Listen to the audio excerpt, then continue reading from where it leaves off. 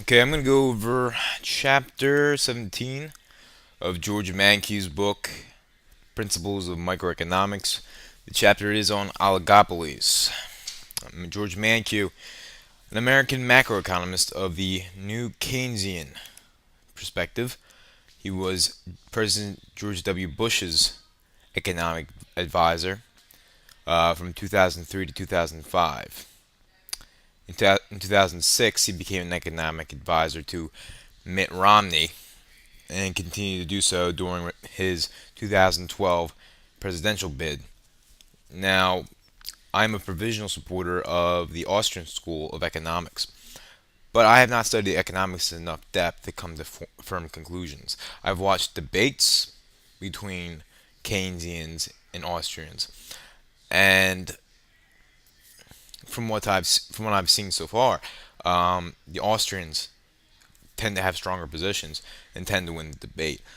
But it's not like I have a degree in economics, though that's not saying much. You can earn a degree, and education can be much more thorough and much more have a wider breadth because you can actually do inquiry based learning where you look at multiple different perspectives on an issue.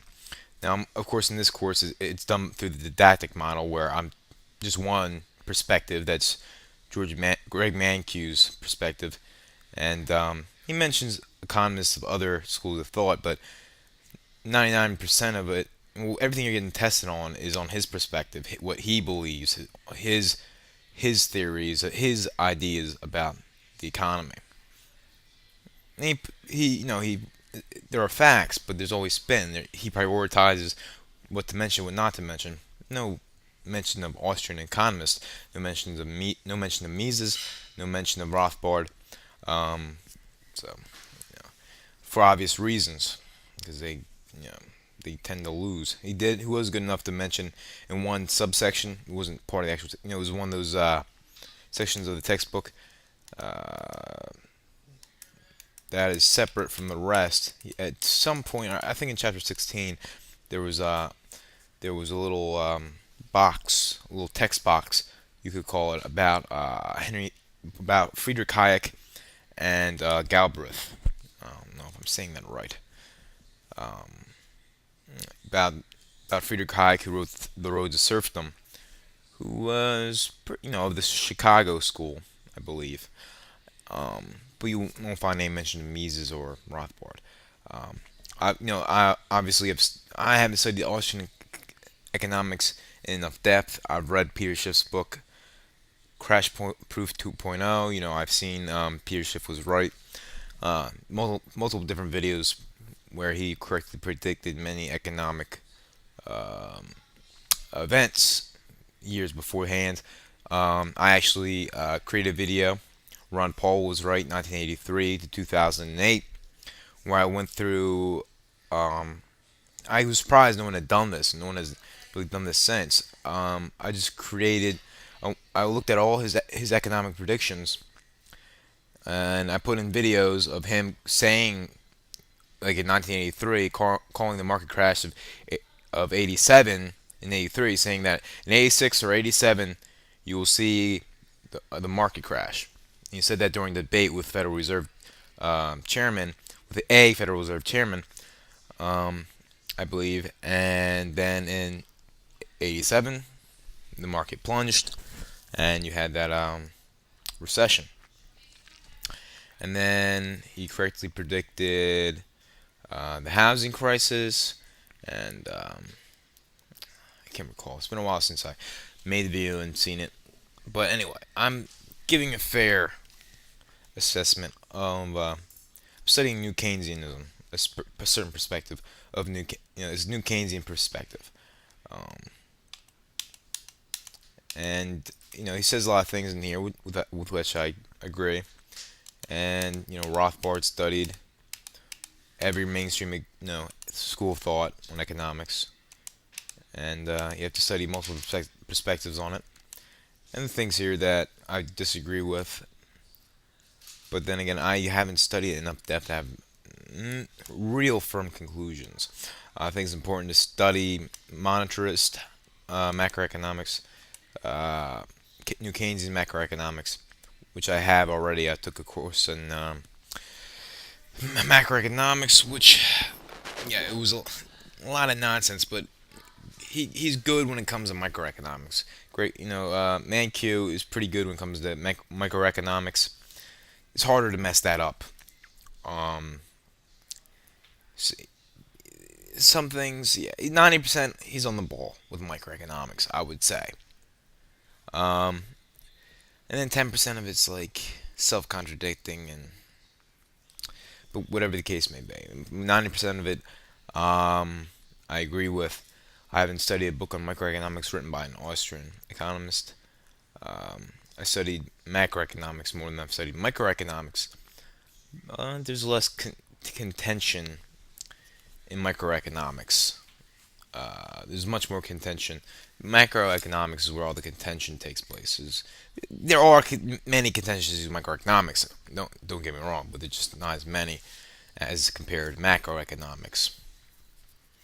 Obviously, you're dealing with simpler issues in microeconomics, and so there's less, you know, less ways people can misinterpret data and manipulate data to justify crony capitalist policies and stupid policies like subsidies and corporate grants and insane IP laws that are just out of control. I mean, he really doesn't identify the fact in here that intellectual property is the cause. I mean, is the cause of many oligopolies, and that the government stains, the airline oligopoly, and doesn't bring that up. The airline industry is an oligopoly, and it's oligopoly because it's so heavily regulated by the government, and there's a revolving door, as there is in most industries. There's a revolving door between the FDA and the pharmaceutical company. If you want to see the greatest example of that, just look up Bayer Pharmaceuticals sold HIV-infected drugs. You can find New York Times articles. You can find Bloomberg News. You can find multiple mainstream media outlets. And you can find the internal documents from Bayer Pharmaceuticals, where they admitted, and you have on record the FDA. The emails came out, and they were like, "We have to cover this up." You selling HIV-infected drugs to offshore. First, they tried to sell in the U.S. because they realized, well, there was a potential, risk, and they did the aggregated the data and said, okay, probably 2% of this batch of drugs is infected with the HIV virus. But if you compute the costs of the lawsuit that follow versus the losses that we in the future and the losses that we would incur now, we're better off trying to sell it. And then they try to sell it in the United States. They actually tried to sell HIV-infected drugs in the United States, and the FDA said no. But they didn't stop them from selling it offshore. And then it came out, they got infected. These people got infected with HIV. The FDA said, we have to help you cover this up. This is a disaster. This is fucking, we gotta help you cover this up. And, this is, you can see the internal documents, and they talk about it just like complete sociopaths.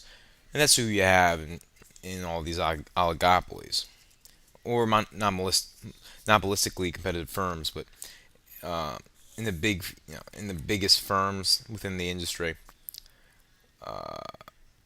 you see relative oligopolies, and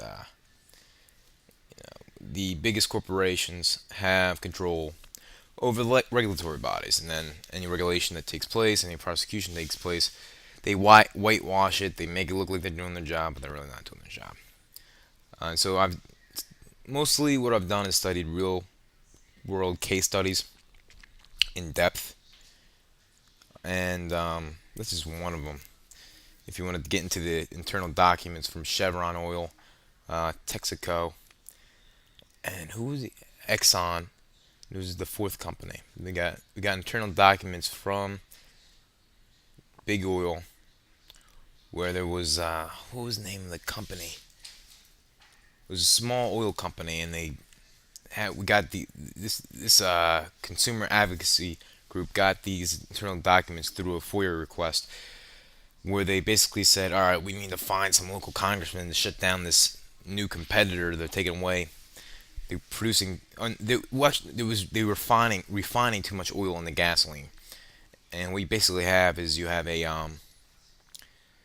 big oil through regulations is restricting the amount of refineries that we have. So we have.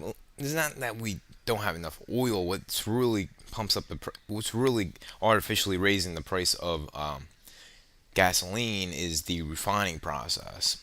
That's the heart of the matter. And when you get these new refineries, new competitors, big oil uses government to shut them down through regulations that they write. I mean, that's what it is, and of course they have a big say over foreign policy. But I'm getting case studies again. But anyway, that informed a study of real-world case studies of how corporations are using government to shut down their competition. What else have I studied? Can I get into another case study, or should I get into the chapter? Well, we'll just get into the chapter. I should pull up. Why don't I pull that up? Like I can't just mention that. Internal documents. Chevron oil refinery. Um.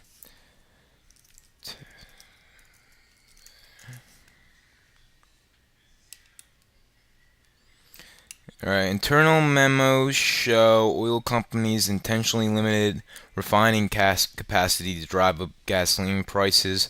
Consumer watchdog.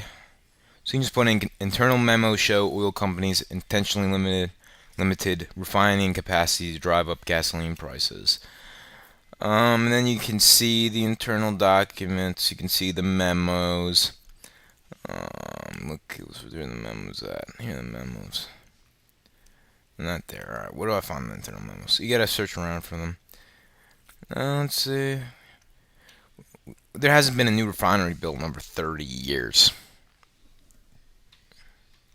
Yeah, I want to talk about, what would you call that?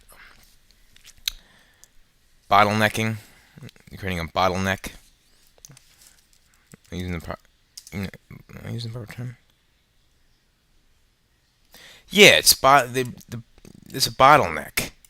We have plenty of oil, and the price of gasoline should be much, much, much, much lower. But they have this oligopoly going on within the refining component of the oil business, not the oil drilling, but the oil refining.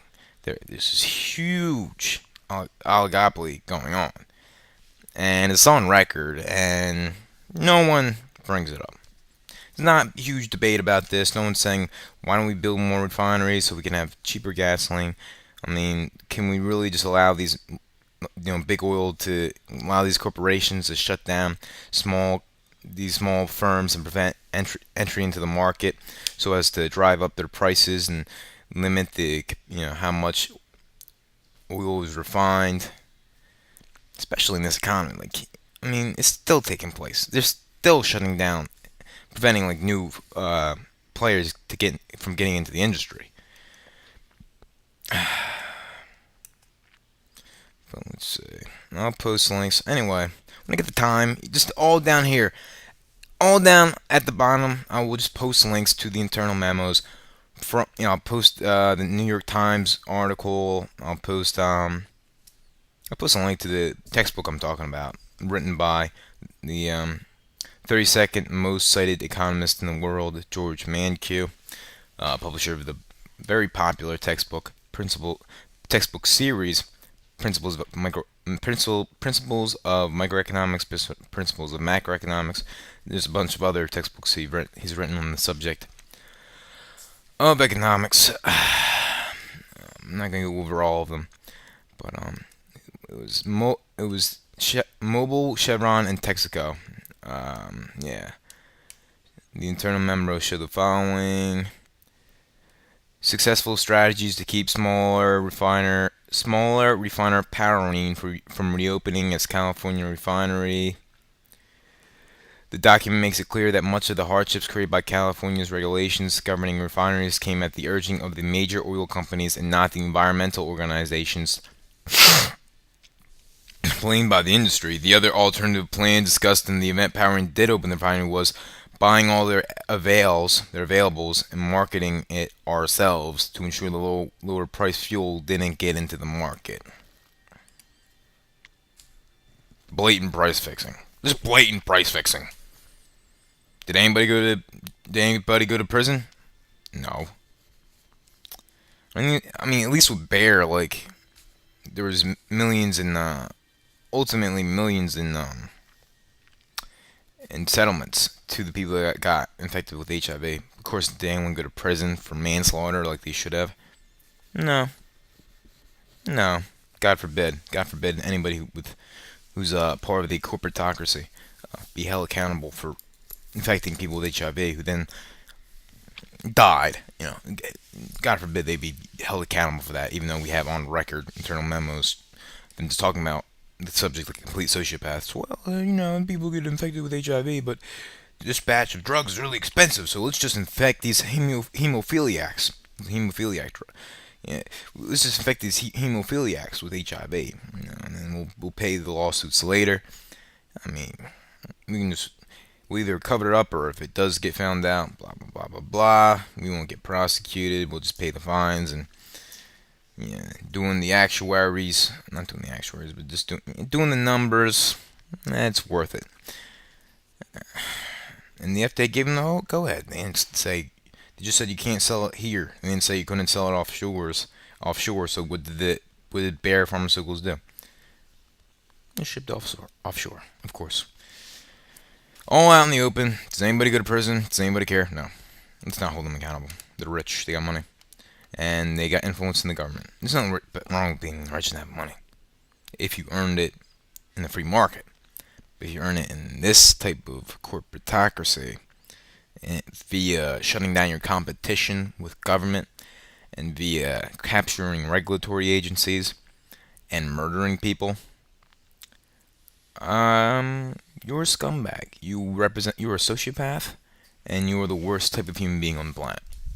And you should go to prison. Obviously, for infecting people, and knowingly infecting them with HIV, lying, and then trying to cover it up, and ultimately selling. And the worst part is that when when they paid millions of settlements, the mainstream media did not make a big deal out of it. Where's the article? CBS. Bear pays millions. Admits it, just not in English. Bayer admits it paid millions in HIV infection cases, just not in English. And this is an article by a CBS journalist who's like, why isn't this getting bigger news? It's CBS Money Watch. Why isn't there a huge documentary about this? Why isn't the U.S. Justice Department doing anything? Why is this, why isn't the mainstream media in the U.S. making a bigger deal out of this and, holding them accountable in the eyes of the public? Well, you have a lot of, you have a lot of connections between big media and big pharma. Obviously, because big pharma pays for a lot of commercials, and they all go to the same country clubs, and the kids, they all graduate from the same schools, Harvard, Yale. Their kids go all to the same school, even to the same schools, even if they're borderline retarded, like George Bush was.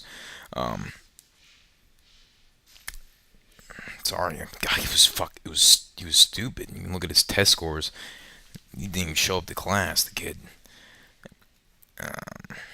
Dick Cheney ran the administration in the best interests of Halliburton and the corporate, his corporate buddies. And Obama is just, well, obviously, come on. People are so stupid. You go to the New York Times, they report on the fact that no one talks about the fact in the mainstream media that his first job out of college was working for Business International Corporation, a consulting firm to multinational corporations. And what did he do? He wrote for a journal, International Money Report, a trade journal. He wrote about international finance, financing foreign operations. That was his specialty. You ever read Confessions of an Economic Hitman? Do you know what our biggest corporations do when they go into a third world country? Yeah, they, they bribe the government, then they blackmail the government, and then they get slave labor.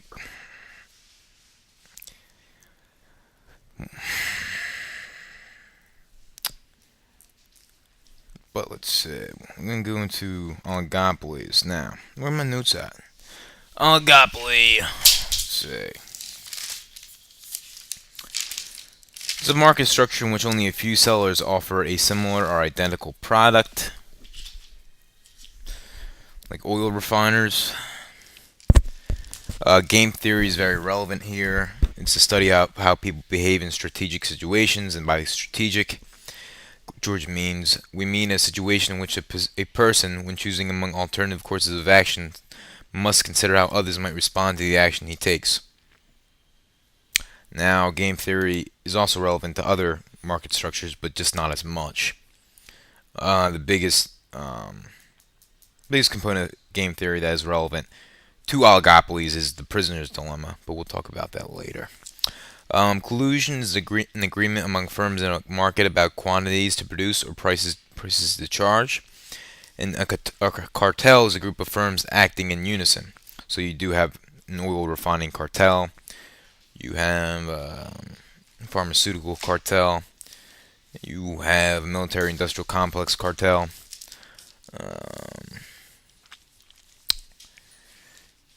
Let's see. You have an oil cartel in the form of OPEC. OPEC was very successful between the years of 1973 and 1985, I believe, in fixing the price of oil.